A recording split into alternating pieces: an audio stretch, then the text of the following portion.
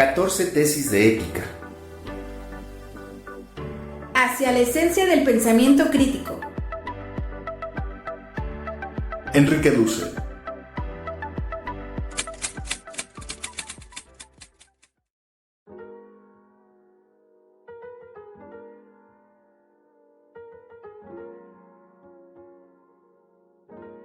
Tesis 14. La pretensión crítica de bondad y el nuevo orden alternativo. 14.01. Desde un punto de vista subjetivo, la pretensión crítica de bondad es la posición ética por excelencia. Desde un punto de vista objetivo, el nuevo orden ético es la creación comunitaria de dicha posición subjetiva. Ambos son correlativos, co-constitutivos. Ver esquema 14.1. 14.02. Por ejemplo, en las teorías económicas neoliberales, que de alguna manera ya enuncia Adam Smith, el individuo tiene un amor a sí mismo, como posición originaria subjetiva, lo que le inclina al intercambio en el mercado como un campo donde constituye las acciones y las mercancías en la dialéctica de la competencia en la que triunfa el más fuerte, el más creativo en la producción tecnológica, el más desarrollado, el que tiene más aptitudes para disminuir el precio de las mercancías que presenta en la oferta. Esta posición subjetiva originaria constituye ya la estructura básica de toda una moral egoísta que se enuncia, sin embargo, bajo el lema de la libertad y como siendo parte de la naturaleza humana. Se fetichiza así una posición subjetiva perversa exigida por el capitalismo.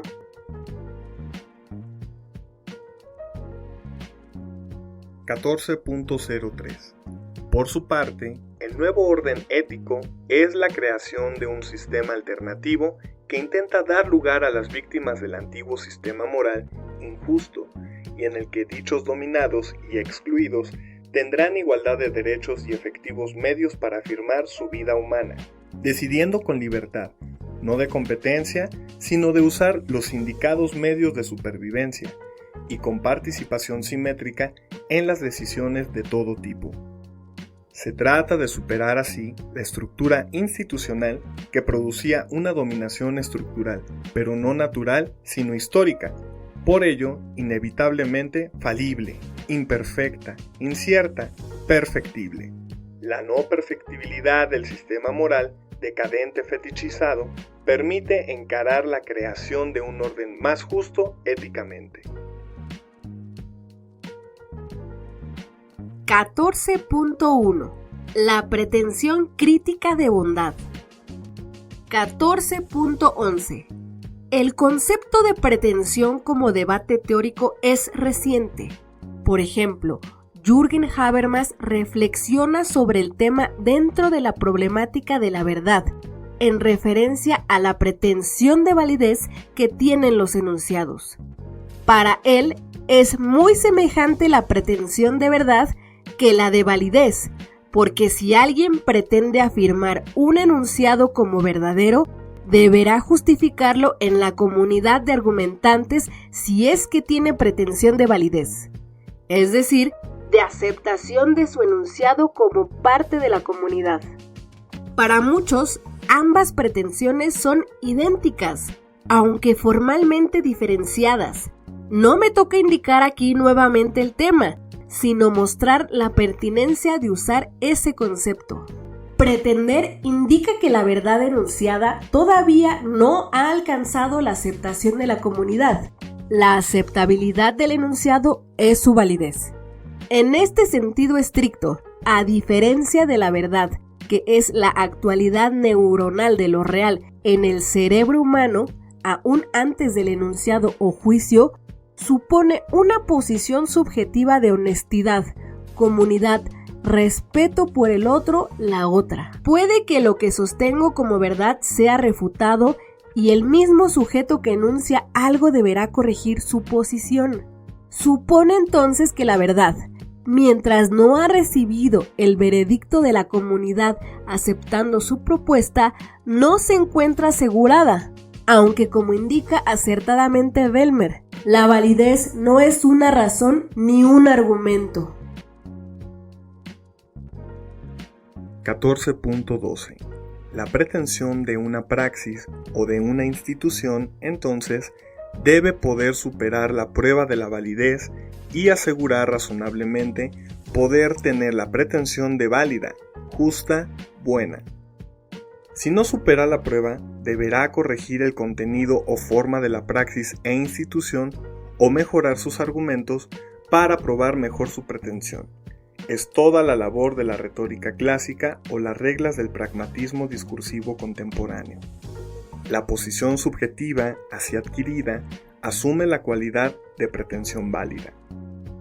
Pero lo enunciado, con dicha pretensión, por su parte, no debe tener solo validez, sino aún antes pretensión de verdad, ya que debe ser una mediación para la afirmación de la vida humana, y por último, con capacidad de ser llevada a cabo.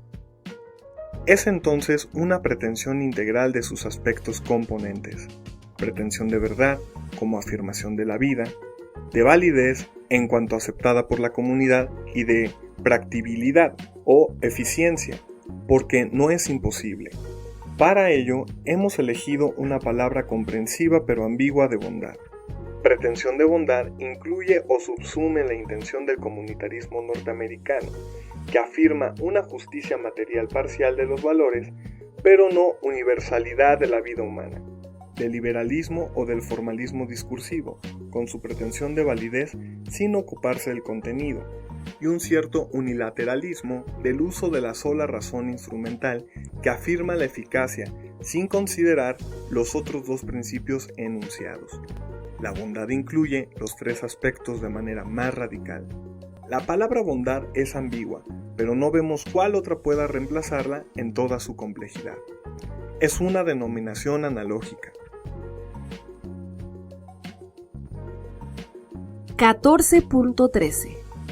Dicha pretensión de bondad es ahora crítica, es decir, se origina desde la situación, no desde el sistema moral vigente, sino desde sus víctimas. Sitúa la mera pretensión de bondad moral, aún propuesta con la mejor conciencia moral de inocencia o justicia, en la posibilidad de ser por su acto concreto o como institución la realización de lo injusto, del mal, de ser el origen del sufrimiento inmerecido de las víctimas, es decir, de los efectos negativos no intencionales de la acción o institución moral. 14.14. La pretensión de bondad crítica o ética tiene conciencia de que no puede ser perfecta, infalible, sin efecto negativo alguno de su praxis de liberación en el corto o largo plazo o de la institución creada dentro del nuevo orden. Por lo tanto, su pretensión es limitada, hasta tanto se descubran efectos negativos de aquello obrado con clara y honesta conciencia ética. De ahí que sea una pretensión que no solo se refiere a una comunidad actual de argumentación, que puede demostrar que es injusto lo obrado, sino que el tiempo juega también una función esencial en lo consensuado. Transcurridos muchos acontecimientos en la duración del tiempo, se irán observando no solo los efectos positivos que merecen honor y reconocimiento del acto cumplido, sino que inevitablemente se manifestarán otros al comienzo ocultos y que habrán de saber asumir y corregir, en la medida de lo posible, algunos efectos negativos que las víctimas manifestarán, porque los que sufren en su propia carne y que los actores, aunque bien intencionados, deberán ser los primeros en reconocer. Ese reconocimiento de errores inevitables ennoblece a los que tienen honesta pretensión de bondad crítica. Es entonces una pretensión finita, limitada, condicionada por la finitud humana. 14.15. De ahí que el justo deberá ser honesto, si se entiende por tal virtud la sinceridad de reconocer la verdad o la falsedad, el error práctico de la propia praxis o de la institución de la que es responsable, mostrando más grandeza en la aceptación y en la corrección de su falta que en el mero hecho de recibir la honra merecida por sus acciones que ha cumplido en favor de la justicia. Además, dicho reconocimiento borra en cierta manera su praxis injusta, que cumpliendo el castigo merece el perdón.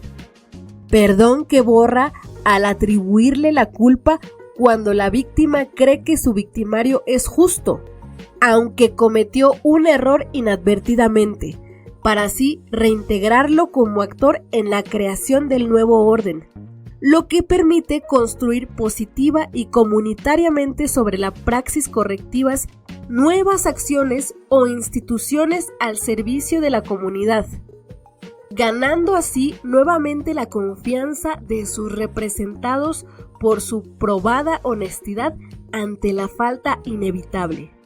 Enuncia el saber popular semita de que el justo peca 7 veces al día, y es justo porque otras tantas veces corrige su error a partir de la interpelación de sus víctimas.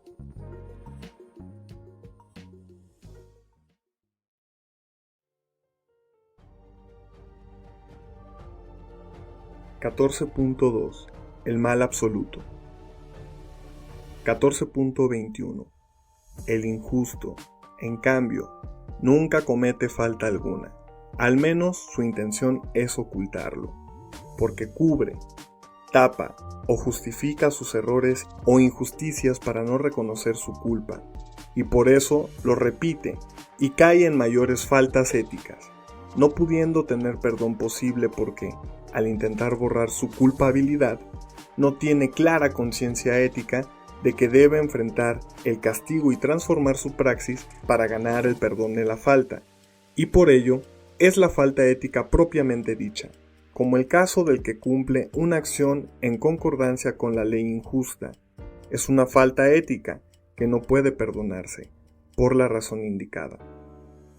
A esta falta, Pablo de Tarso la llama la amardía, la falta que no tiene perdón por no tenerse conciencia de tal. Pero el corrupto es todavía un momento más perverso. El corrupto, que consiste en el fetichismo o la sacralización del propio ego, negando la alteridad, cumple un acto malo moral y éticamente sin aceptarlo como injusto, y se justifica como teniendo pretensión de suprema ostentación de poder, practicando el mal y transformando la ética en algo sin sentido. Todo comienza por la negación del otro, la otra, míticamente manifestado en el asesinato de Abel cometido por su hermano Caín. Pero dicho asesinato del corrupto no es el origen del mal, sino el fruto de la anterior fetichización del ego como fundamento ontológico. En la sabiduría semita, negar al otro, la otra, como lo absoluto y lo sagrado como tal, es el ateísmo de la alteridad. Piensa el corrupto: no hay Dios. ¿Cómo aprenderán los malignos que cometen injusticia cuando devoran a mi pueblo como comen pan? Y es exactamente porque devoran, comen al otro, la otra, al pueblo, como se come una cosa, como un mero alimento, el pan. Es así como el yo solitario se sacraliza, se fetichiza, comete el mal ético. 14.22 Por ello, la corrupción es en acto lo propiamente malo, perverso e injusto. En estas tesis no he dedicado suficiente espacio para situar y describir el mal propiamente dicho o el mal absoluto. Después de muchos rodeos, he venido a descubrir que el mal radical se puede bosquejar teóricamente en lo que hoy se denomina corrupción. En la ética de la liberación debe admitirse la comunidad como referencia inicial y final, por ello, como el reverso de la moneda, El mal igualmente debía oponerse a la pretensión de bondad crítica, originándose en una voluntad que cometa la injusticia de manera intencionalmente clara al negar la comunidad en aras de la individualidad perversa. Debemos así considerar que toda praxis o institución se transforma en mala o injusta cuando la pretensión de bondad crítica pierde la intención de actuar al servicio del otro o de la otra. Sacralizado el yo, se cree el sujeto con el derecho de hacer de todo un instrumento de su grandeza. Se cree con el derecho de poder mostrar públicamente su gloria como triunfador admirado en todas las justas, en todas las competiciones.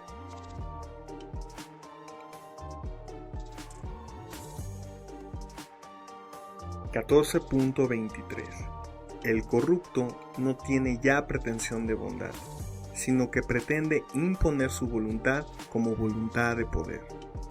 Goza en la aniquilación de las voluntades de los demás, a los que desprecia como miembros de una masa sumisa. A los subordinados los obliga a corromperse, y así se rodea de cómplices que tienen la misma voluntad de poder por participación. Como el joven que para vivir trabaja al servicio de un sicario, de un jefe narcotraficante, al que se le obliga a descuartizar cadáveres secuestrados, acción terrorífica que a veces realiza estando con vida la víctima. Pierde entonces toda conciencia moral o ética y se transforma en un monstruo del terror. Es el cómplice corrompido. 14.24 El único temor que siente el corrompido es el de enfrentar la posibilidad de cometer un error técnico, no ético, en el que falle alguno de sus mecanismos de imponer su voluntad al resto. Y ante ese error no tiene conciencia auténtica de culpa, sino que se recrimina, si es que comete tal error, el no haber sido más hábil o experto en ocultar convenientemente sus acciones bajo el manto de lo cotidiano. Teme entonces a su posible opositor, frecuentemente otro corrupto, al que intentará por todos los medios corromper en mayor grado, iniciando así una espiral interminable de maldad. Por ello, este mal es el absoluto. 14.25 Pero, por último, el corrupto teme solo y en realidad a un actor honesto, incorruptible que vive en torno al culto del servicio de las víctimas. El más temido es por ello el Mesías, el maestro incorruptible, que es tal porque, aunque como todo ser humano tenga miedo a la muerte, no duda cuando debe inmolarse en favor de la vida, y en primer lugar de la vida del pueblo, de los oprimidos, de los excluidos. El Mesías es un valiente que deja de tener miedo, como todo ser humano, a la tortura, al ser secuestrado como rehén o ser asesinado. Pero tiene aún más miedo al recuerdo del rostro del sufriente que le pide auxilio, y a que, al traicionarlo, crezca el remordimiento de no haber respondido a esa interpelación. Su conciencia ética le recriminaría siempre esa traición al grito que expresa el dolor del otro, la otra, dolor de la opresión sufrida por las manos de los corruptos que no se autolimitarán ante la posible tortura para crear el terror. La presencia de cadáveres descuartizados y el asesinato de las víctimas tiene por estrategia el inmovilizarlas, por la orquestación de un ambiente cotidiano de maldad e injusticia, que toma el pueblo honesto como rehén de su orgullo. Es el mal apocalíptico, el antimesíac, que Nietzsche describió agudamente, pero invirtiendo su sentido. Y esta corrupción se globaliza en el presente en la cultura moderna capitalista, que ha venido a caer en la etapa agónica final del reinado del nuevo Dios. El dinero, el capital, Moloch, como lo llama Karl Marx.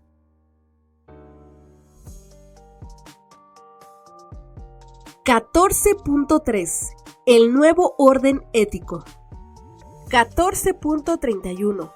La praxis de liberación se objetiva y de esta manera deviene real permaneciendo en el tiempo como institución. Si no se institucionaliza, se disuelve en el tiempo. La comunidad es el sujeto de referencia, el actor colectivo del nuevo orden que comienza a aglutinarse gracias a la memoria de la praxis originaria, fundacional. El acontecimiento celebrado, la memoria imperecedera, la nueva historia recordada a contrapelo, es siempre la praxis de liberación de un maestro crítico, de un resto fiel o de una comunidad creadora. Lo que Walter Benjamin denomina lo mesiánico. El Mesías es el fundador, singular o colectivo, en el tiempo del Kairos, el tiempo del extremo peligro, el tiempo que queda ante la muerte, como si la vida cotidiana se hubiera terminado para siempre, según la reflexión de Agamben.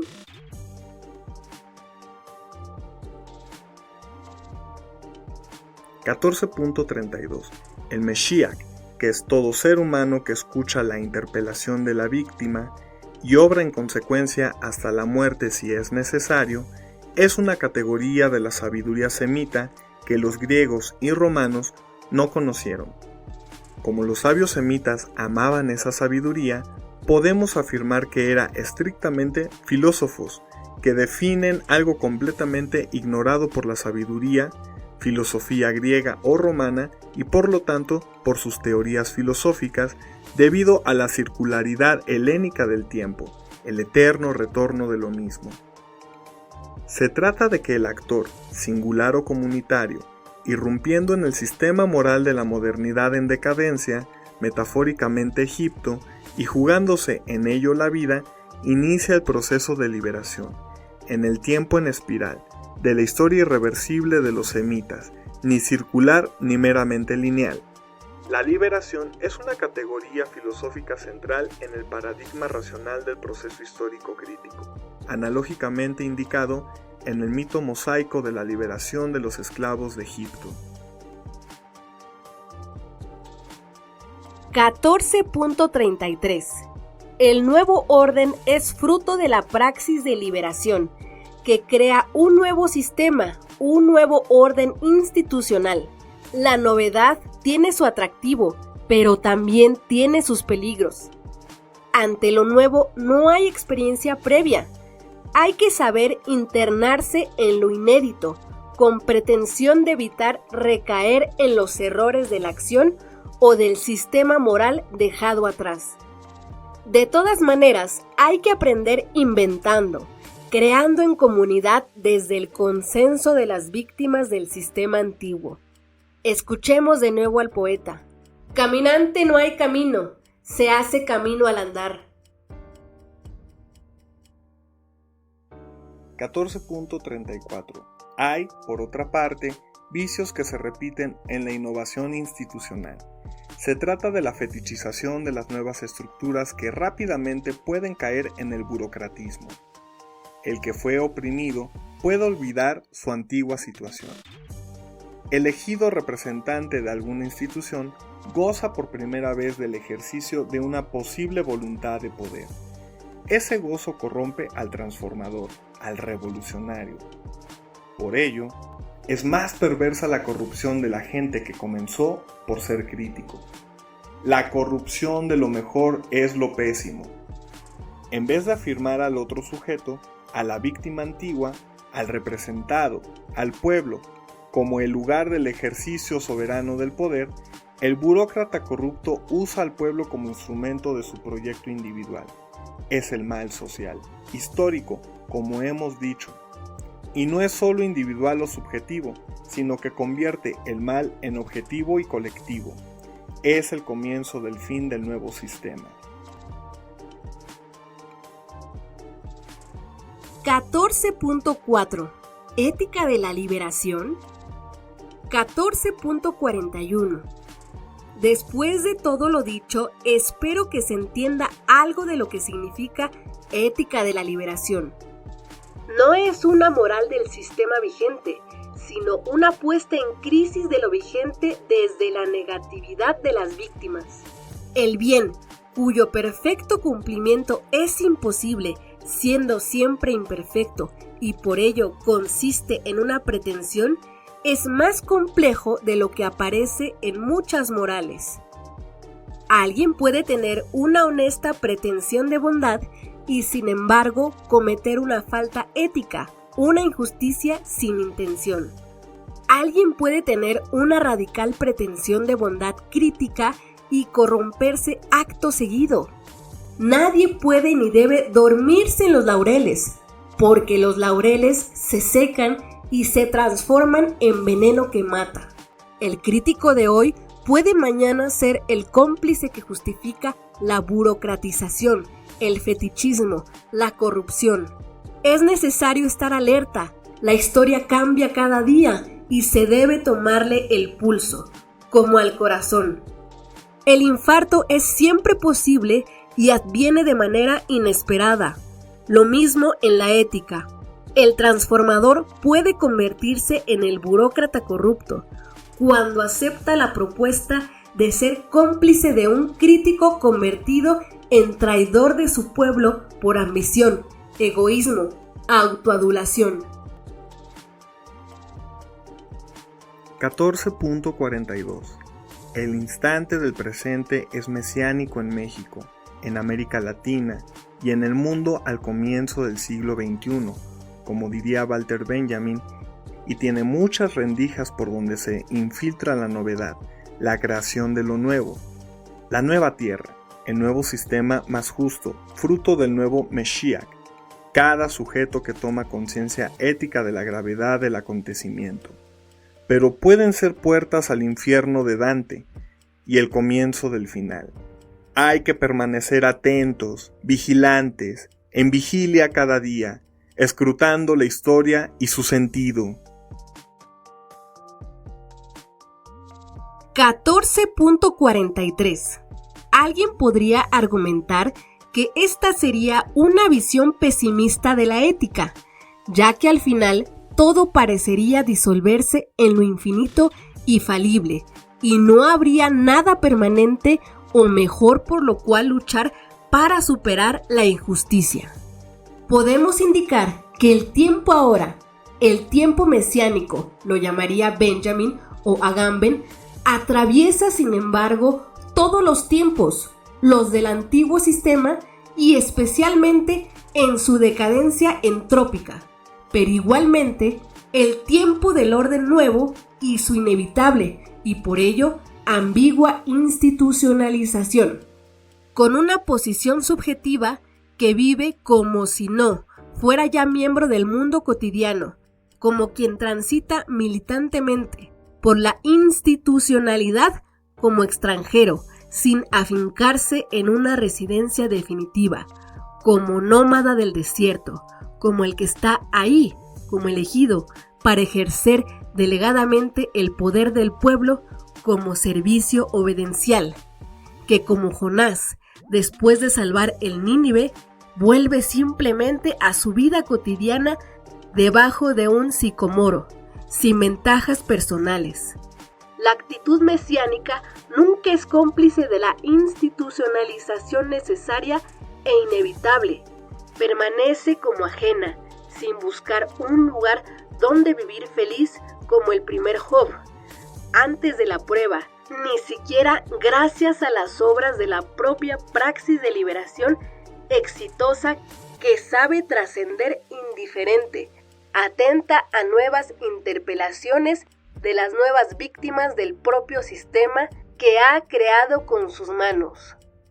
Nelson Mandela en Sudáfrica o José Mujica, presidente de Uruguay, son ejemplo de esa sencillez austera de salir incólumes de 15 años de cárcel y saber gobernar a todo el pueblo, aún a los que lo llevaron a la prisión como servicio.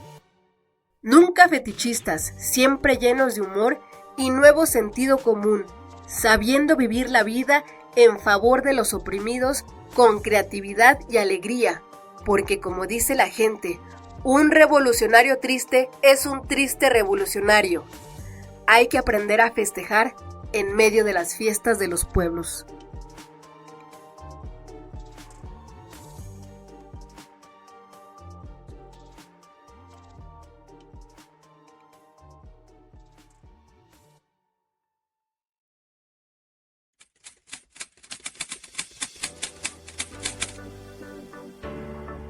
Catorce tesis de ética.